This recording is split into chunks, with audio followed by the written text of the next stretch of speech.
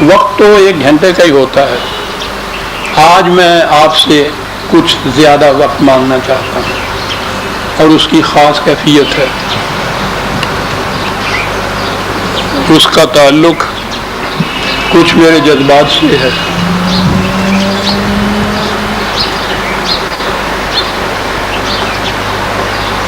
دنیا کی ہر چیز جو مرغوب خاطر ہو، پسندیدہ ہو، اس کا ختم ہونا، اس میں کمی آ جانا، وہ وجہ ملول خاطر ہوتا ہے، انسان کے دل پہ گراں گزرتا ہے. یہ ٹھیک ہے، میں بھی انسانوں میں سے ہوں، مجھے زیادہ عرض تو نہیں کرنا.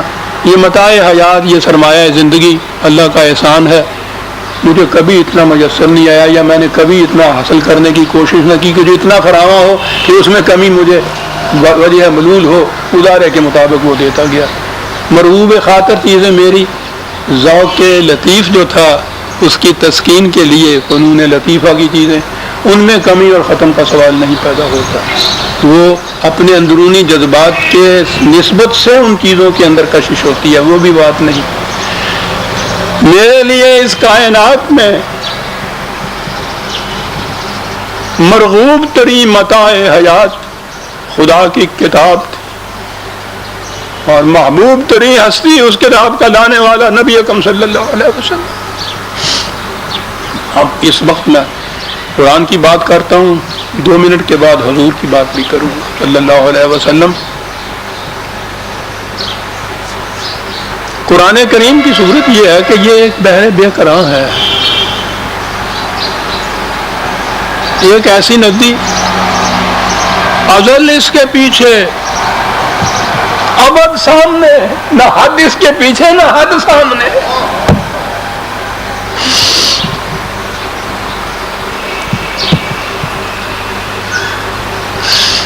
اس کے ختم ہو جانے کا تو سوال ہی پیدا نہیں. لیکن جب اسے کاغذوں کے فانوس کے اندر ہم نے محفوظ کر دیا تو یہ مادی پیکروں کے اندر آ گیا. اب اس کا شمار بھی ہم اپنے حساب و شمار سے کرتے ہیں. پہلا پارا، دوسرا پارا، پھر تیسرا پارا. اب میں اپنی اس کیفیت کو آپ کے سامنے لاتا ہوں. بچپن سے 5-6 سال کا ہوں گا کہ قرآن کا پارا میرے ہاتھ میں آیا. ٹھیک ہے، وہ ہر بچے کے ہاتھ میں ہوتا. قریب 50 سال سے عزیزان مان میری کیفیت یہ ہے، اس دن کے سوا کہ جب میں طبعاً معذور نہ ہو گیا ہوں، قرآن کریم کی تابدار روشنی سے میری آنکھیں منور ہوتی رہی ہر روز. یہ کیفیت 50 سال سے دی. لیکن ایک احساس 50 سال سے میرے اوپر ہے، اسے آپ جذباتی کہیے، شعوری تو نہیں. جب بھی میں 29ویں پارے کے آخر میں پہنچتا ہوں تو مجھے کچھ دھکا سا لگتا ہے کہ یہ ختم ہونے لگا ہے. ٹھیک ہے، میں بھی منطق کی روح سے اس کی دلیل نہیں دے سکتا جسے میں لامنتہا مانتا ہوں، لیکن وہ جو شمار ہمارا ہو رہا ہے نا محسوس قاعدوں سے، محسوس طریقے سے، 29ویں کے یہ جو میں نے آپ کہا ہے نا آپ سے کہ یہ 29ویں پارے کی آخری آیت ہے، یوں ہی نہیں کہا، میرے دل میں ایک طوفان اٹھ رہا ہے. وہی جو میں نے عرض کیا ہے جو ساری عمر میرے ساتھ ہوتا رہا ہے. یہاں میں پہنچتا ہوں تو یوں احساس ہوتا ہے کہ اب یہ ختم ہو جائے گا، اور میں پھر اس ختم نہ ہونے کے یا اس ختم ہو جانے کے احساس کو اس طرح سے بہلاتا ہوں کہ جب آخری سورت کی یوسوس فی صدور الناس من الجنت والناس آتا ہوں تو میں کرتا یہ ہوں من الجنت والناس الحمدللہ رب العالمین الرحمن الرحیم. میں یوں کر لیتا ہوں اس کو کہ وہاں کا وہ جو تاغا ہے میں توڑتا نہیں، وہاں یہاں آ کے اس کی گرہ دے لیتا ہوں اور پھر شروع ہو جاتا ہوں. انسان اپنے آپ کو بھی کس قسم کے حسین فریب دے لیتا ہے. قرآن کریم کی کیفیت یہ ہے میری، نہ ہونے والا بحر ذخار ہے.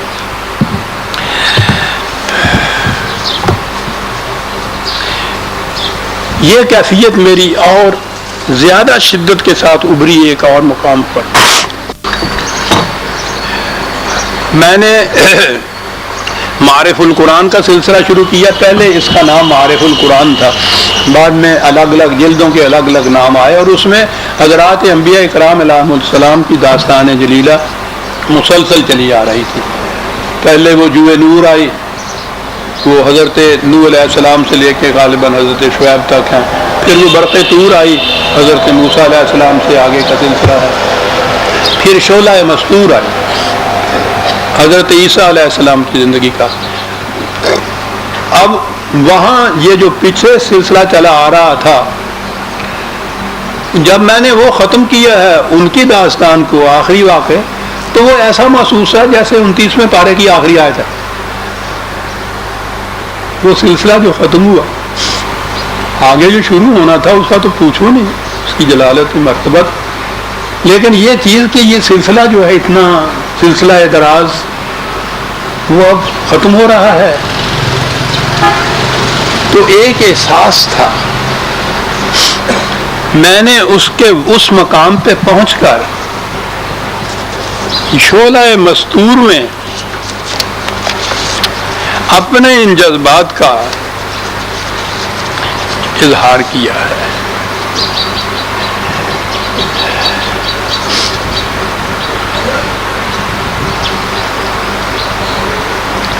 میں اپنی دعاؤں کا صلہ آپ سے یہ مانگتا ہوں کہ جو کچھ میرے جذبات نے اس وقت اظہار کیا جن الفاظ میں آپ کو سنا دوں، آپ اسے سن لیجئے گا. اس مقام پر پہنچ کر میں نے یہ لکھا، میرے سامنے ہے یہ چیز، اور آپ دیکھ لیجئے گا کہ یہ جذبات کی شدت کا کیا عالم تھا. پتہ نہیں بعض اوقات خود لکھنے والا بھی محسوس نہیں کرتا کہ کس عالم کے اندر یہ چیز لکھی جاتی ہے اور لکھی گئی ہے.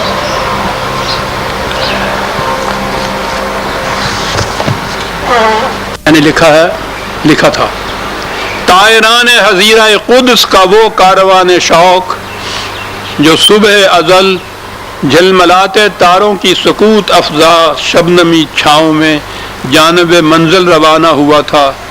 قندیل آسمانی کی بصیرت افروز جہاں تاب روشنی میں زمزمہ سنج و نغمہ بار جذب و کیف کی نورانی وادیاں طے کرتا اس مقام تک آ پہنچا ہے جہاں سے چراغ منزل روشنی کے جگمگاتے مینار کی طرح دور سے مسکراتا نظر آتا ہے.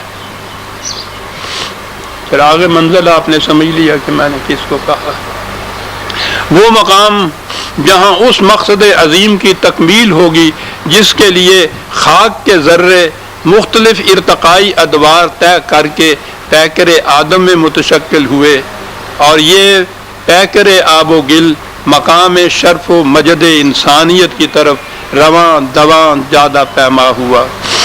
نفوس قدسیہ کا یہ قافلہ رشد و ہدایت ایک جوئے رواں تھی جو دامن کہکشاں سے فراز کوہ پر جلوہ بار و گہر ریز ہوئی اور سینہ کوہ کو چیرتی بڑی بڑی چٹانوں سے ٹکرا کر بجلیاں پیدا کرتی.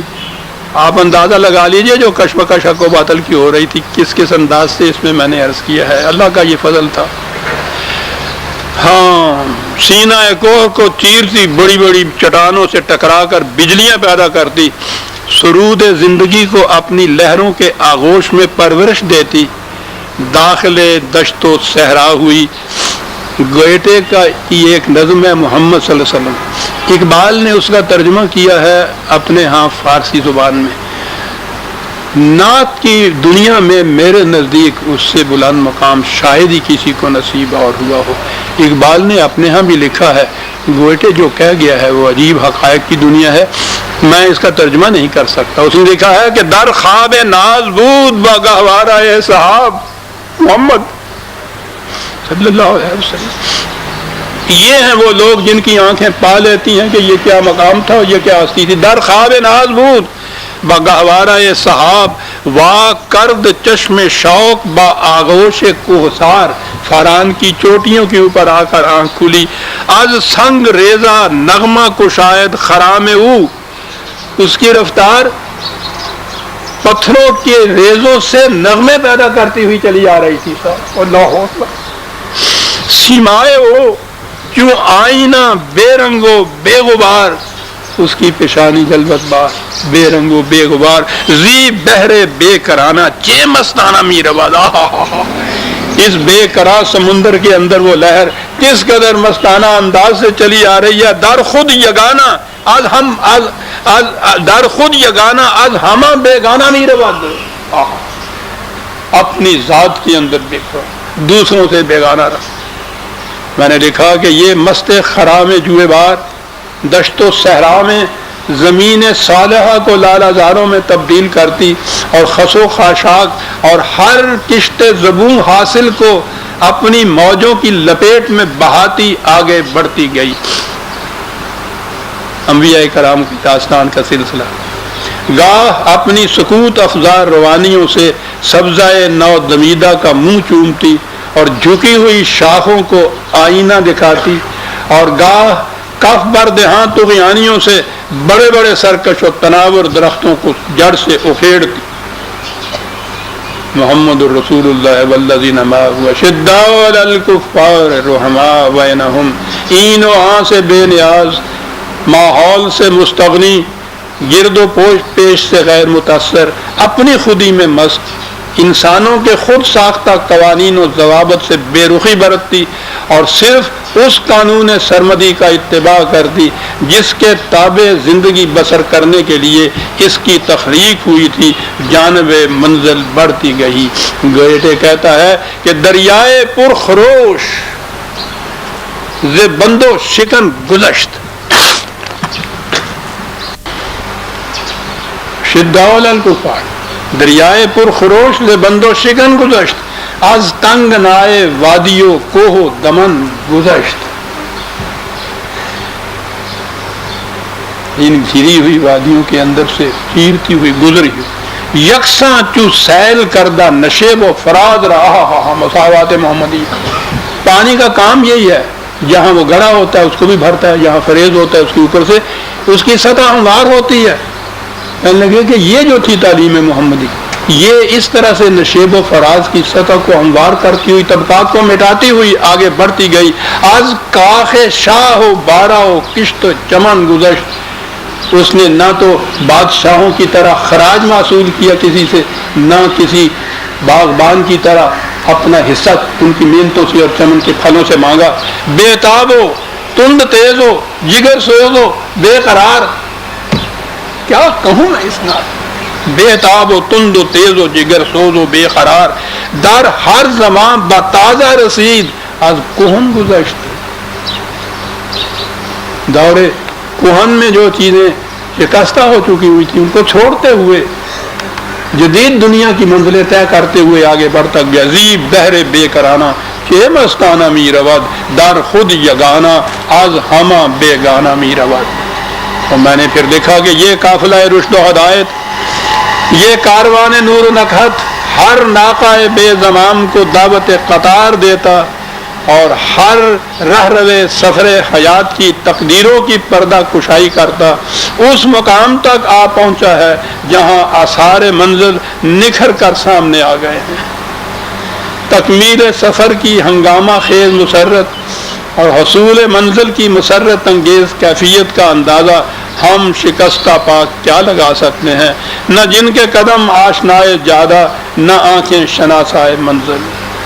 اس واضحانہ حقیقت کا پوچھئے کسی ایسے قلب زندہ سے جس پر یہ حقیقت آشکارا ہو چکی ہو کہ حیات ذوق سفر کے سوا کچھ اور نہیں۔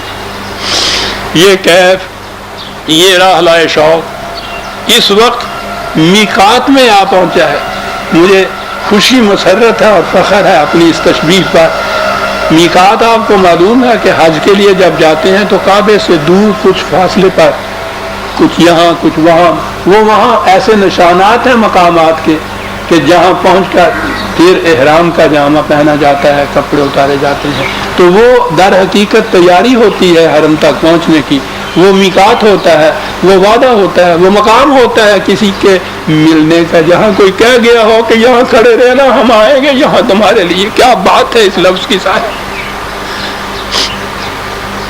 ہم تمہیں ملنے آئیں گے، یہاں ہمارا انتظار کرو۔ میقات کیا کیا عجیب الفاظ. اس وقت میقات میں پہنچ چکا ہے. میں نے لکھا ہے وہ دیکھیے ہر فرد کارواں مصروف احرام بندی ہے کہ اب اگلا قدم حریم کعبہ میں ہوگا. میقات پر پہنچ کر ہر زائر حریم قدس کا ولولہ شوق تیز تر اور راحلہ ذوق انا گسیختہ ہو جاتا ہے کہ منزل کا قرب اور عید نظارہ کی کشش اس کے رگو پے میں بجلیاں بھر دیتی ہے. لیکن اس مقام پر میرا یہ عالم ہوتا ہے کہ ذوق و شوق کی برق آسا بے قراریاں اور جذب و کیف کی والہانہ سرمستیاں یکسر حیرت بن جاتی ہیں کہ یہ وہ مقام ہے جہاں کا ہر ذرہ پکار کر کہہ رہا ہوتا ہے کہ ادب گاہے زیر آسماں از عرش نازک تر. یہ وہ ادب کا مقام ہے اس آسمان کے نیچے جو عرش سے بھی نازک تر ہوتا ہے صاحب. اور یہی وہ مقام ہے کہ جہاں میں یا یہی وہ کیفیت ہے کہ جہاں میں 29ویں پارے کی آخری آیت میں پہنچا کرتا ہوں. بیان ہی یہ میری کیفیت ہو جاتی ہے. عزیزان من، میں جذباتی بہت کم ہوتا ہوں، لیکن جذبات کے موٹر صرف پٹرول سے ہی نہیں چلتی، اس میں موبل آئل بھی ہونا ضروری ہے صاحب. یہ ہے وہ کیفیت جو میں نے عرض کیا کہ یہ فَبِأَيِّ حَدِيثٍ بَعْدَهُ يُؤْمِنُونَ جب آخری آیت آئی ہے 29ویں پارے کی تو میں اسے میقات کے سنگ میل سے پکارا کرتا ہوں. وہاں پہنچ چکے ہیں ہم، احرام باندھیے، تیاری کیجیے اب آگے حریم کعبہ میں پہنچنے کے لیے. قرآن کا تو جیسے میں نے عرض کیا ہے آخری آیت کے آخری لفظ پہ میں تو یوں کیا کرتا ہوں الناس الحمدللہ، اس اختتام سے میں ابتدا کر لیا کرتا ہوں. اسی طرح سے میں نے اس کو مطالعہ اور تلاوت کی ہے. یہ وہ چیز ہے، کہنے کو تو بہت سے اشعار ذہن میں آ رہے ہیں لیکن زیادہ ضرورت نہیں ہے. ختم ہونے کے بعد جگر کا ایک شعر حسین ہے، گلے مل کر وہ رخصت ہو رہے ہیں، محبت کا زمانہ آ رہا ہے. کیا کیفیت ہے، میں اسے محسوس کرتا ہوں. میں ختم کرتا ہوں قرآن کے آخری پارہ کو 29ویں پہ تو وہ کیفیت میری ہوتی ہے، وہاں 5 پہ یہ کیفیت ہوتی ہے کہ کوئی بات نہیں، محبت کا زمانہ آ رہا ہے. اور پھر شروع ہو جاتا ہے. اور اس شروع ہونے کے متعلق تو میں سمجھتا ہوں کہ غالب جس انداز میں بات کہہ گیا ہے کسی اور کو نصیب نہیں. وداع و وصل جدا گانا لذت دارت، تیرا رخصت ہونا اور تیرا آ کے ملنا دونوں کی لذت ہی الگ الگ ہوتی ہے. 1000 بار بھی رہو، 100,000 بار بھی آ، 100 دفعہ جا، 1000 دفعہ آؤ، صدقے تیرے. قرآن کی کیفیت عزیزان من میرے ساتھ ہی ہے. وداع و وصل جدا گانا لذت دارت ہے. ختم کرتا ہوں، ختم کا لفظ بھی میں کامتا ہوں جب میں یہ کہتا ہوں، میں نہیں چاہتا یہ لفظ بھی ختم کروں. آخری پارے پہ پہنچ کے بعد آخری آیت پہ جاتا ہوں تو وداع اور پھر الحمدللہ سے وصل. وداع و وصل جدا گانا لذت دارت. کیا بات اس شخص کی کہ 1000 بار بے رہو، 100,000 بار بے رہو، 1000 بار صرف 100,000 بار. یہ ہے چیز کہنے کی جو ہوتی ہے لطیف باتیں.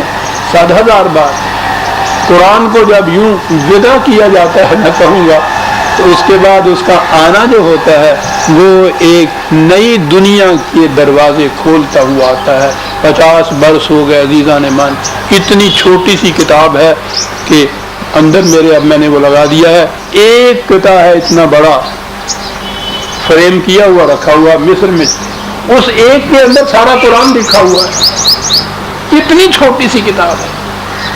وہ انگریزی کا ٹائپ جو بریک ہوتا ہے اس میں یہ آ جائے چند صفحوں میں کتاب آ سکتی ہے، لیکن کیفیت اس کی یہ ہے کہ نہ حد اس کے اسی سے نہ حد سامنے، یہ ختم ہی نہیں ہونے کو پاتی. ہر بار اس کو جب میں شروع کرتا ہوں ہر بار نئے حقائق سامنے آتے ہیں. 50 سال ہو گئے بھرے ہوئے ہیں رجسٹر میرے ان چیزوں کے لکھنے سے جناب، ختم نہیں ہو سکتا. قرآن نے جو کہا تھا کہ خدا کے حقائق کو تم ختم نہیں کر سکو گے، خاص سارے سمندر روشنائی بن جائیں اور سارے درخت قلم بن جائیں. قرآن کی کیفیت یہ ہے عزیزان من.